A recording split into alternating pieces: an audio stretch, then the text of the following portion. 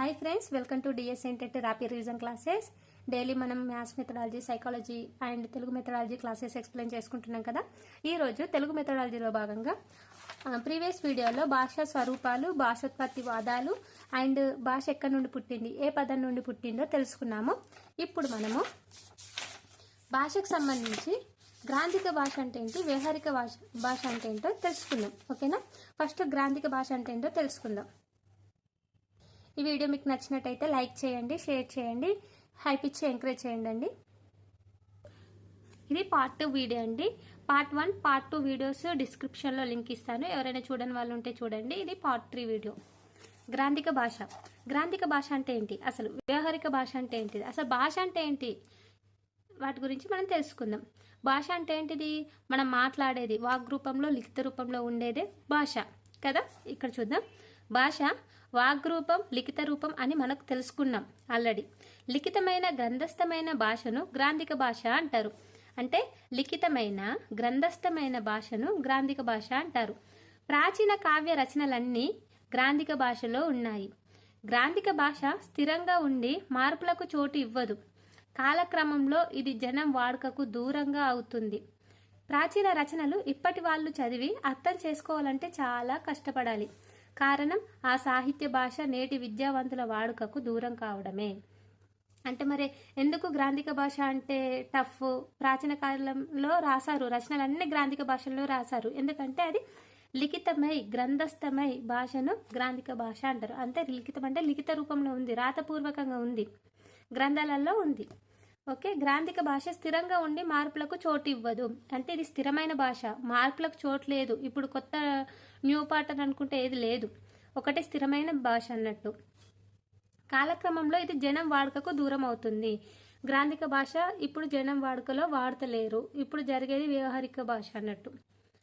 మనం వాడతలేం కాబట్టి మన వాడుకలో లేదు.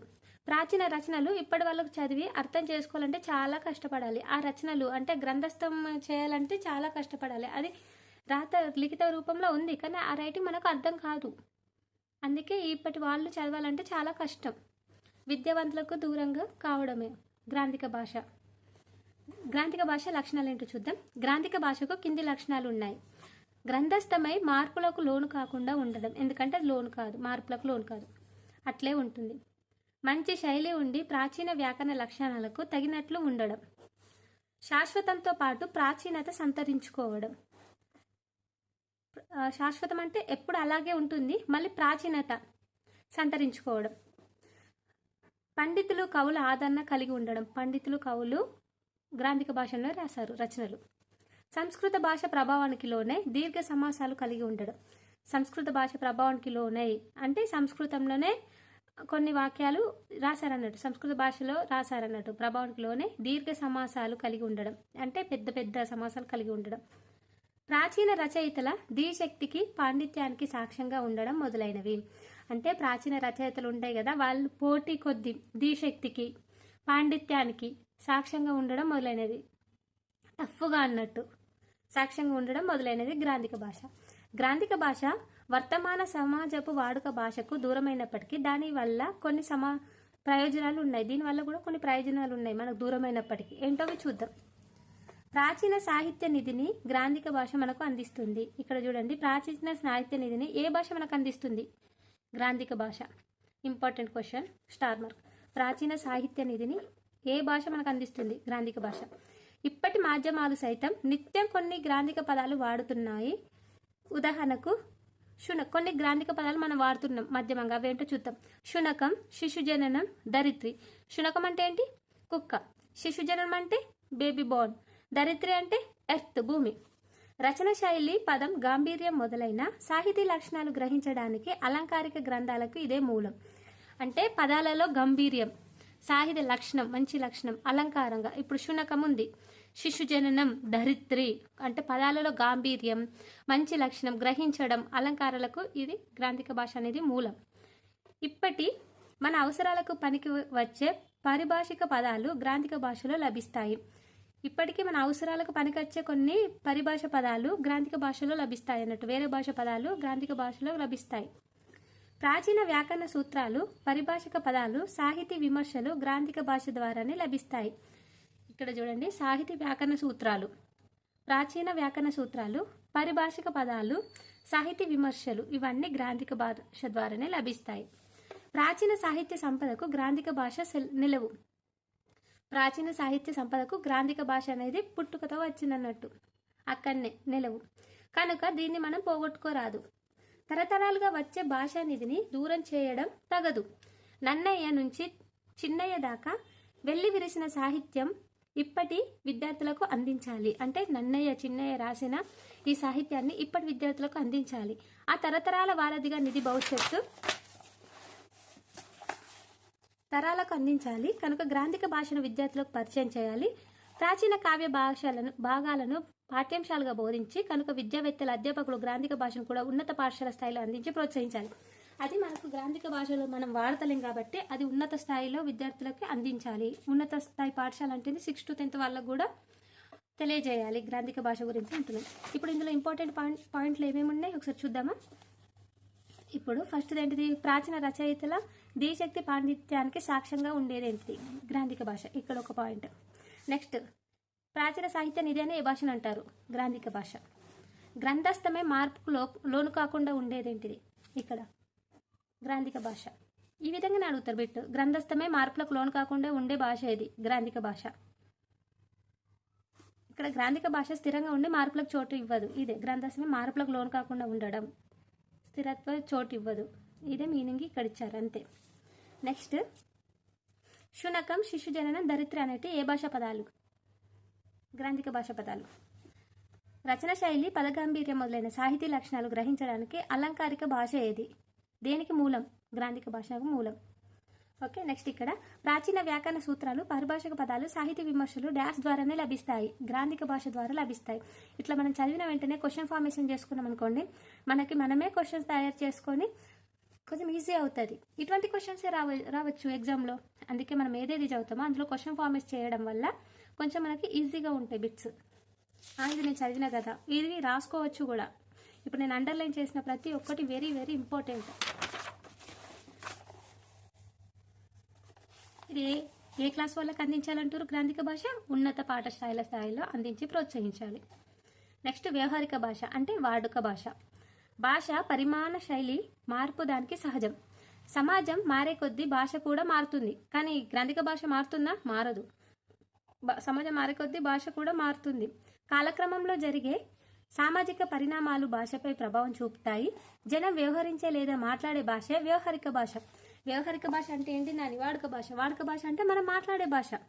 జనం వ్యవహరించే భాష వాడుక భాష, వ్యవహారిక భాష. దీంట్లో ప్రాంతీయత, వర్గ భేదాలు ఉంటాయి. ఇది ఇంపార్టెంట్. దీంట్లో ప్రాంతీయత, వర్గ భేదాలు ఉంటాయి. నివాస ప్రాంతం, వర్గం వాడుక భాషపై ప్రభావం చూపుతాయి. అలాగే ఇతర భాషలు కూడా సమాజంలోకి చొచ్చుకొని వచ్చి వాడుక భాషలో చేరుతాయి. మనం మాట్లాడే భాషకు, రాసే భాషకు తేడా ఉంటుంది. వ్యవహారిక భాషలో మాట్లాడే భాషకు, రాసే భాషకు తేడా ఉంటుంది. ఇంపార్టెంట్. ఇక్కడ ఏం లేదండి, దీని మీనింగ్ ఏంటంటే భాష అనేది ప్రాంతీయత, వర్గం బట్టి భాష మారుతూ ఉంటుంది, భేదాలు ఉంటాయి. మనం మాట్లాడే భాషనే వ్యవహారిక భాష, దాన్నే వాడుక భాష అంటాం. మనం మాట్లాడే భాషకు, రాసే భాషకు సంబంధం ఉండదు, తేడా ఉంటుంది అన్నట్టు. మాట్లాడేది ఒకటి భాష ఉంటుంది, రాసేది ఒక భాష ఉంటుంది, అందుకే తేడా ఉండదు. మనం రాసేటప్పుడు పూర్తిగా రాస్తాం, కానీ మాట్లాడేటప్పుడు తొందరగా మాట్లాడడానికి తగినట్లు ధ్వనులు, మాటలు తగ్గించి మాట్లాడతాం. ఉదాహరణకు మామ అని రాసి పలికిన మాత్రం మావా అంటాం. మామ అని రాస్తాము, కానీ పలికేది మావా. ఇదే వ్యవహారిక భాష. ఓకేనా. విద్యాలయాల్లో వాడే గ్రాంధిక భాష రూపంలో ఉండి విద్యార్థుల నిత్య వ్యవహారంలో పనికి రాకుండా ఉండేది. అంటే స్కూల్లోకి ఇది యూజ్ కాదన్నట్టు. ఈ భాష నిత్య వ్యవహారిక మాట్లాడడానికి యూజ్ అవుతుంది. విద్యాలయాల్లో వాడే భాష గ్రాంధిక రూపంలో ఉండి అది విద్యార్థుల నిత్య వ్యవహారంలో పనికి రాకుండా ఉండేది. బడిలో నేర్పే భాష బజార్లో పనికి రాకుండా పోయేది. ఇది గమనించిన పెద్దలు వ్యవహారిక భాష పాఠశాలలో ఉండాలని వాదించారు. ఇక్కడ చూడండి, పుస్తకాలలో గ్రాంధిక భాష ఉండేది, కానీ విద్యార్థులు నిత్య వ్యవహారాల్లో పనికి రాకుండా ఉండేది. అంటే ఓన్లీ టెక్స్ట్ బుక్లే గ్రాంధిక భాష ఉండేది, కానీ విద్యార్థులు అది యూజ్ చేయక మనం వ్యవహారిక భాషల్లో మాట్లాడుకునేటోళ్ళం. బడిలో నేర్చే భాష బజార్లో పనికి రాకుండా పోయింది. అంటే బడిలో నేర్చుకునే గ్రాంధిక భాష బయట యూజ్ కాలేదు. ఇది గమనించిన పెద్దలు వ్యవహారిక భాష పాఠశాలలో ఉండాలని వాదించారు. అంటే మన వ్యవహారిక భాషని పాఠశాల బుక్లో కూడా అదే ఉండాలి, అదే మాట్లాడుతున్నాం కాబట్టి ఆ భాష ఉండాలని పెద్దలు సూచించారన్నట్టు. గ్రాంధిక భాష బుక్లలో ఉంటుంది కానీ విద్యార్థులకు మాట్లాడేది వ్యవహారిక భాషనే, అదే చెప్తున్నారు. గిడుగు వెంకట రామ్మూర్తి పంతులు, ఇక్కడ చూడండి, ఇది వెరీ వెరీ ఇంపార్టెంట్ ఇక్కడ పాయింట్. గిడుగు వెంకట రామ్మూర్తి పంతులు ఈ వ్యవహారిక భాష కోసం ఉద్యమం చేపట్టారు. వ్యవహారిక భాష కోసం ఎవరు ఉద్యమం చేపట్టారు? గిడుగు రామ్మూర్తి పంతులు. వారి అడుగుజాడల్లో గురజాడ వంటి రచయితలు నడిచారు. గ్రాంధికమా వ్యవహారికమా అనే చర్చలు జరిగాయి. అంటే టెక్స్ట్ బుక్లలో వ్యవహారిక భాష పెట్టాలని అన్నారు కదా, అందుకే వ్యవహారిక భాష కోసం ఉద్యమం చేపట్టారు. ఆ ఉద్యమం అడుగుజాడల్లో గురజాడ వంటి రచయితలు నడిచారు. గ్రాంధికమా వ్యవహారిక అనే చర్చలు జరిగాయి అన్నట్టు. ఆధునిక రచనలు, కవితా రీతులు, పాశ్చాత్య సాహిత్య పోకడలు తెలుగు రచయితలపై ప్రభావం చూపాయి. తత్ఫలితంగా వ్యవహారిక భాష వ్యాప్తిలోకి వచ్చింది. ఇలా చర్చలు జరగడం వల్ల కవితా రీతులు, పాశ్చాత్య సాహిత్య పోకడలు తెలుగు రచయితలు వాటిపై ప్రభావం చూపాయి. తత్ఫలితంగా వ్యవహార భాష అనేది వ్యాప్తిలోకి వచ్చింది, వెలుగులోకి వచ్చింది అన్నట్టు. ఇప్పుడు మనం చెప్పుకునే వ్యవహారిక భాషనే శిష్ట వ్యవహారికం అంటాం. ఇక్కడ ఇంపార్టెంట్, ఇప్పుడు మనం చెప్పుకునే వ్యవహారిక భాషను ఏమంటాం? శిష్ట వ్యవహారికం. అంటే విద్యావంతులలో భాష, నేటి ప్రసార మాధ్యమంలో కూడా భాష కూడా ఇదే. అంటే ఇప్పుడు చదువుతున్న విద్యావంతులు భాష, మాట్లాడే భాష ఇదే. పాత పదాలు, వ్యాకరణాంశాలు వదిలి ఆధునిక పదాలు, వాక్యాలు వాడడం జరుగుతుంది. దీన్నే పాఠ్య గ్రంథాల్లో పాఠశాలలో బోధనకు కూడా వినియోగిస్తున్నారు. ఇప్పుడు వ్యవహారిక భాషనే శిష్ట వ్యవహారిక భాష అంటారు. దీన్నే పాఠ్య గ్రంథాలలో పాఠశాల బోధనకు కూడా యూజ్ చేస్తున్నారు. ఇప్పుడు మన టెక్స్ట్ బుక్లో ఉండేది శిష్ట వ్యవహారిక భాష. పాఠ్య గ్రంథాలు రాయడానికి వాడుక భాషను సంస్కరించి అన్ని ప్రాంతాల వాళ్లకు అర్థమయ్యేట్లు ఒక ప్రామాణిక భాషను రూపొందించారు. అంటే వ్యవహారిక భాష పాఠ్య గ్రంథాలు అంటే పాఠ్య పుస్తకాల్లో రాయడానికి వాడుక భాషను సంతరించుకొని, అంటే మనం మాట్లాడే భాషను సంతరించుకొని ఒక ప్రామాణిక భాషను రూపొందించారు. భాషలో ఏకరూపత సాధించి సమన్యాయం అందించి తెలుగు భాషను నేర్చే ప్రతి ఒక్కరికి అర్థమయ్యేట్లు ఐక్యత సాధించడానికి ప్రాంతీయ భాష భేదాలు లేని ప్రామాణిక భాషను రూపొందించి పాఠ్య గ్రంథాలు రాస్తున్నారు. అంటే భాషలో ఏకరూపత సంతరించి, అంటే అన్ని ఒకే విధంగా సమన్యాయం అందించేటట్లు, అందరికీ అర్థమయ్యేటట్లు, అంటే తెలుగు భాష వాళ్ళకి అందరికీ అర్థమయ్యేటట్టు, తెలుగు భాషను నేర్చే ప్రతి ఒక్కరికి అర్థమయ్యేట్లు ఐక్యత సాధించడానికి, ఐక్యత అంటే ఐక్యమత్యం, కలవడానికి, అందరితో ఐక్యత సాధించడానికి, కలిసిమెలిసి ఉండడానికి ప్రాంతీయ భాష భేదాలు లేని ప్రామాణిక భాషను టెక్స్ట్ బుక్లలో రూపొందించారు, రాస్తున్నారు. ఈ ప్రామాణిక భాషని శిష్ట వ్యవహారికం అంటున్నాము. అంటే ఇప్పుడు టెక్స్ట్ బుక్లలో రాస్తున్నారని చెప్పాను కదా, ఆ రాసే గ్రంథాలనే, ఆ ప్రామాణిక భాషనే శిష్ట వ్యవహారిక అని అంటున్నారు అన్నట్టు. ఇది జన వ్యవహారానికి దరిదాపుగా ఉండి సరళ వ్యాకరణ లక్షణాలు కలిగి సమగ్రంగా ఉండి బోధన మాధ్యమంగా అధికార భాషగా వినియోగించగలిగే అన్ని రంగాలకు అందుబాటులో ఉంటుంది. అంటే ఇటు వ్యవహారిక కాదు, అటు గ్రాంధికము కాకుండా అందరికీ వ్యవహార భాషకి, జన వ్యవహారిక భాషకి దరిద్రాపుగా ఉండి, అంటే దగ్గరగా ఉండి, వ్యవహారిక భాష మాట్లాడే అందరికీ దరిద్రాపుగా ఉండి సరళ వ్యాకరణ లక్షణాలను కలిగి, అంటే సరళ అంటే సింపుల్, చిన్న చిన్న పదాలతో కలిగి సమగ్రంగా ఉండి, అంటే టోటల్ కంటెంట్ ఉండి బోధన మాధ్యమంగా అధికార భాషగా వినియోగించాలని అన్ని రంగాల్లో అందుబాటులో ఉంచారు.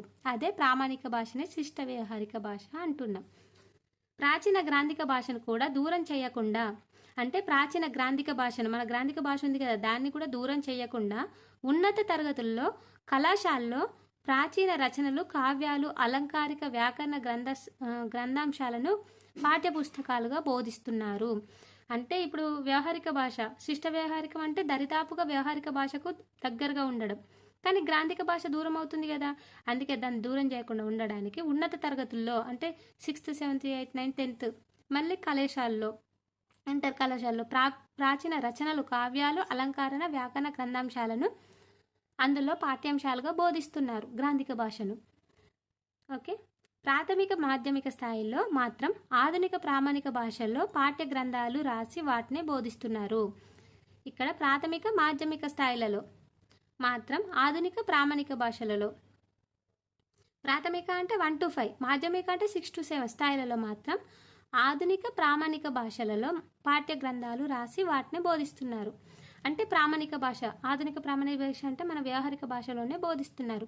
ఉపాధ్యాయులు ప్రాచీన ఆధునిక భాషలను సాహిత్యాలను ఆకలింపు చేసుకొని తమ విద్యార్థుల స్థాయి అవసరాలను ఆసక్తులను గమనించి తగిన బోధనాంశాలను గ్రహించి తమ విద్యార్థులకు తగిన భాషా సామర్థ్యాలు అందించాలి. విద్యార్థులు నేటి రేపటి భాషా అవసరాలు తీర్చే భాషా సామర్థ్యాలు వాళ్లకు అందించాలి. ఇది ఉపాధ్యాయుల కర్తవ్యమని మరవకూడదు. ఇక్కడ ఏంటంటే విద్యార్థుల స్థాయి, వాళ్ళ అవసరాలు, వాళ్ళ ఆసక్తులను గమనించి ఉపాధ్యాయులు అనే వాళ్ళు విద్యార్థులకు భాషా సామర్థ్యాలను నేర్పాలి. వాళ్ళ కర్తవ్యం మరవకూడదు అనేది గుర్తుంచుకోవాలి. అదే వ్యవహారిక భాష.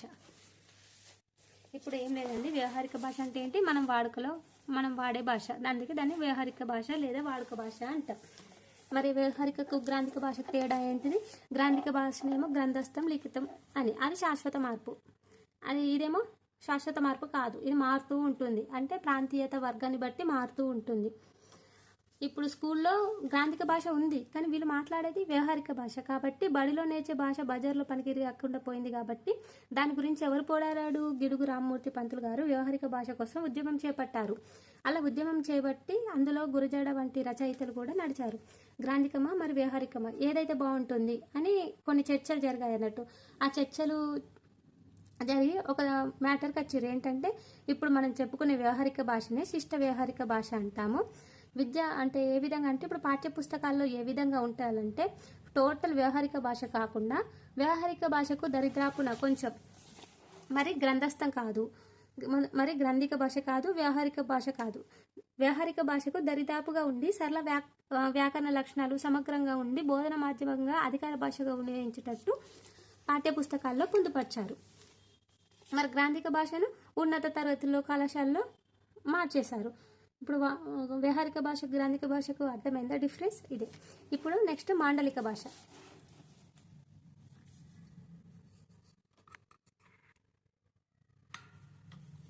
మాండలిక భాష ఒక పరిమిత భౌగోళిక ప్రాంతాన్ని మండలం అంటారు. ఇక్కడ చూడండి, మాండలిక భాష అంటే ఒక పరిమిత భౌగోళిక ప్రాంతాన్ని మండలం అంటారు. ఆ ప్రాంతంలో జనం మాట్లాడే భాషకు కొన్ని ప్రత్యేక లక్షణాలు ఉంటే దాన్ని మాండలిక భాష అనవచ్చు. అంటే కొంచెం పరిమితం ఒక ప్రాంతం, దాన్ని మండలం అంటాం. ఆ ప్రాంతంలో జనం మాట్లాడే భాషకు కొన్ని ప్రత్యేక లక్షణాలు ఉంటాయి. ఇప్పుడు ఒక ఏరియాలో తెలంగాణలో ఒక విధంగా మాట్లాడతారు, ఆంధ్రప్రదేశ్లో ఒక విధంగా మాట్లాడతారు, ఉత్తర తెలంగాణ, దక్షిణ తెలంగాణ, ఆంధ్రప్రదేశ్, మహారాష్ట్ర, రాజస్థాన్ ఒక్కొక్క దగ్గర ఒక్కొక్క విధంగా మాట్లాడతారు. అదొక మండలం. ఆ మండలంలో ప్రజలు మాట్లాడే భాష కొన్ని ప్రత్యేక లక్షణాలు ఉంటాయి, దాన్నే మాండలిక భాష అంటారు. పద ప్రయోగంలో ఉచ్చారణలో ప్రత్యేక కలిగి ఒక ప్రాంతానికో ఒక వర్గానికో సంబంధించిన భాషే మాండలిక భాష. వృత్తి, వర్గ మాండలికలు కూడా ఉన్నాయి.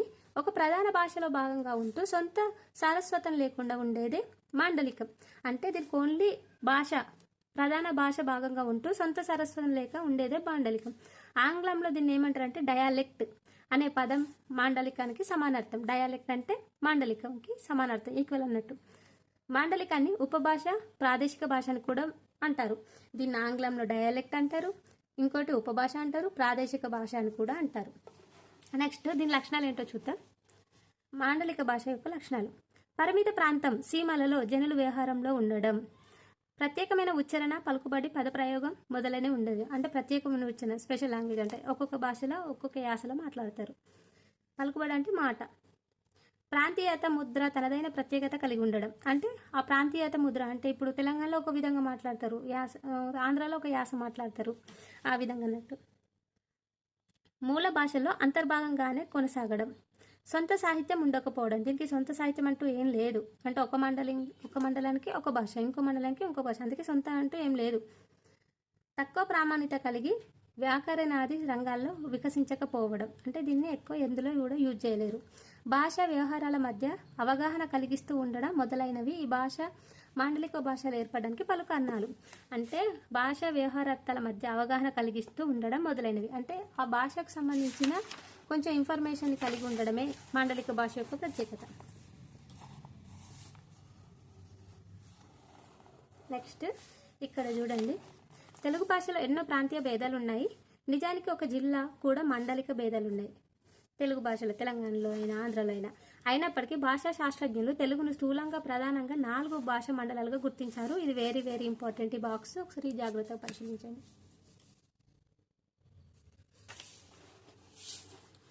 పూర్వ మండలంలో ఏ ఏ ప్రాంతాలు ఉన్నాయి? శ్రీకాకుళం, విజయనగరం, విశాఖపట్నం జిల్లాలు. శ్రీకాకుళం, విజయనగరం, విశాఖపట్నం జిల్లాలు పూర్వ మండలం. మధ్య మండలంలో ఉభయ గోదావరి జిల్లాలు, కృష్ణా, గుంటూరు జిల్లాలు. ఇవి ఒక్కొక్కటి ఒక్కొక్క మండలాలు అన్నట్టు. ఇది అందుకే దీన్ని మాండలిక భాష అంటారు. ఏ మండలంలో ఒక భాష. ఇప్పుడు శ్రీకాకుళం యాస వేరే ఉంటాయి, ఉభయ గోదావరి జిల్లాలో యాస వేరే ఉంటాయి, రాయలసీమ వేరు, తెలంగాణ వేరు కదా, సపరేట్ అంటే ఏ భాషకు ఆ భాషే. దానికి దీన్ని మాండలికాలు అంటారు. మాండలికం అంటేనే గ్రూప్స్. ఇప్పుడు మధ్య మండలంలో ఏమేమి ఉన్నాయి? ఉభయ గోదావరి జిల్లా, కృష్ణా, గుంటూరు జిల్లా. దక్షిణ మండలంలో రాయలసీమ ప్రాంతంలోని 4 జిల్లాలు, నెల్లూరు, ప్రకాశం జిల్లాలు. ఉత్తర మండలంలో తెలంగాణ ప్రాంతంలోని 10 జిల్లాలు. ఓకే.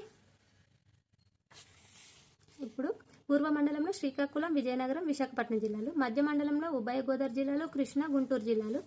దక్షిణ మండలంలో రాయలసీమ ప్రాంతంలోని 4 జిల్లాలు, నెల్లూరు, ప్రకాశం జిల్లాలు. ఉత్తర మండలంలో తెలంగాణ ప్రాంతంలోని 10 జిల్లాలు. అంతే. నెక్స్ట్ తెలుగు మాండలికాల ధ్వనుల్లో, అర్థాల్లో, ఉచ్చారణలో తేడాలు ఉంటాయి. ఎలా అంటే ఇప్పుడు పగలు అని అంటే ఇంకో దగ్గర పవలు అంటాం, రేగడి అంటే రేవడి అంటారు, జడివాన అంటే దడివాన, చమురు, సమురు మొదలైనవి. ఇలా ఒక్కొక్క భాషలో ఒక్కొక్క పదంతో పిలుచుకుంటారు. ఇక్కడ అర్థభేదక పదాలు కూడా ఉంటాయి. పూర్వ మండలంలో సొమ్ములు అంటే ఆవులు, ఇతర ప్రాంతాల్లో సొమ్ములు అంటే ఆభరణాలు, ధనం అని అర్థం. మన దగ్గర సొమ్ములు అంటే ఆభరణాలు, ధనం అని అంటాం.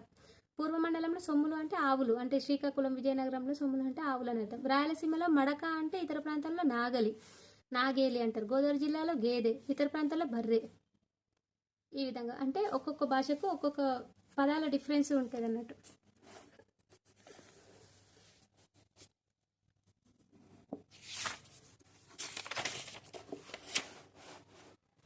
నెక్స్ట్ ఇక్కడ భాషాంతరీకరణ, అనువాదం అంటే ఏంటో చూద్దాం. ఒక భాషలో ఉన్న ఆలోచనలు, భావాలు మరొక భాషలో ప్రకటించే రాసే పద్ధతిని అనువాదం అంటాం. అంటే ఒక భాషలో ఉన్న ఆలోచనలు, భావాలను మరొక భాషలోకి ప్రకటించి రాసే పద్ధతిని అనువాదం అంటాం. ఇప్పుడు తెలుగులో ఉన్నది ఇంగ్లీష్కి ట్రాన్స్లేట్ చేయడాన్ని అనువాదం అంటాం. అనువాదాన్ని భాషాంతరీకరణ, తర్జుమా అని కూడా అంటారు. దీన్ని అనువాదం, భాషాంతరీకరణ, తర్జుమా అని కూడా అంటారు. ఏ భాషలోని అంశాలు తెలుగులోకి మార్చాలి, అనువదించాలి అని అనుకుంటామో దాన్ని మూల భాష అంటాం. దేనిలోకి మార్చాలనుకుంటామో దాన్ని మూల భాష అంటాము, సోర్స్ లాంగ్వేజ్. తెలుగులోకి అనువదిస్తున్నాం కనుక తెలుగు భాషను లక్ష్య భాష అంటాము. అంటే దేనికి అనువదిస్తున్నాం ఆ భాషను మూల భాష, తెలుగులోకి అనువదిస్తున్నాం కనుక తెలుగు భాషను లక్ష్య భాష, టార్గెట్ లాంగ్వేజ్ అవుతుంది. తెలుగు భాషలోని అంశాలు ఆంగ్లంలోకి మారాలంటే ఇక్కడ తెలుగు మూల భాష, ఆంగ్లం లక్ష్య భాష. ఓకే. దేన్ని మార్చాలనుకుంటామో అది మూల భాష, ఆంగ్లంలోకి మార్చాలనుకుంటున్నాం కాబట్టి లక్ష్య భాష. దేనిని మార్చాలనుకుంటున్నామో దాన్ని మూల భాష అంటాం. మార్చేది లక్ష్య భాష. ఓకే. మూల భాష నుంచి లక్ష్య భాషలోకి భాషాంతరీకరణ చేసి నేర్పునే భాషాంతరీకరణ సామర్థ్యం అంటారు. ఒక భాషలో ఉన్న విషయ సారాన్ని మరో భాషలోకి సమానార్థంగా మార్చే ప్రక్రియనే అనువాదం అంటాం. అంతే. ఇందులో ఇంపార్టెంట్ అనేది లేదు.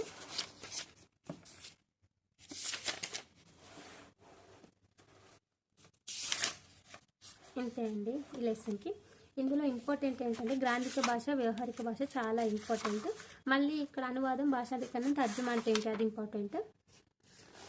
గ్రాంధిక భాషలో ఇవైతే చాలా చాలా ఇంపార్టెంట్ అండి. ఒకసారి చూసుకోండి. వీడియో నచ్చినట్టయితే లైక్ చేయండి, సబ్స్క్రైబ్ చేయండి, మీ ఫ్రెండ్స్కి కూడా షేర్ చేయండి. Thank you.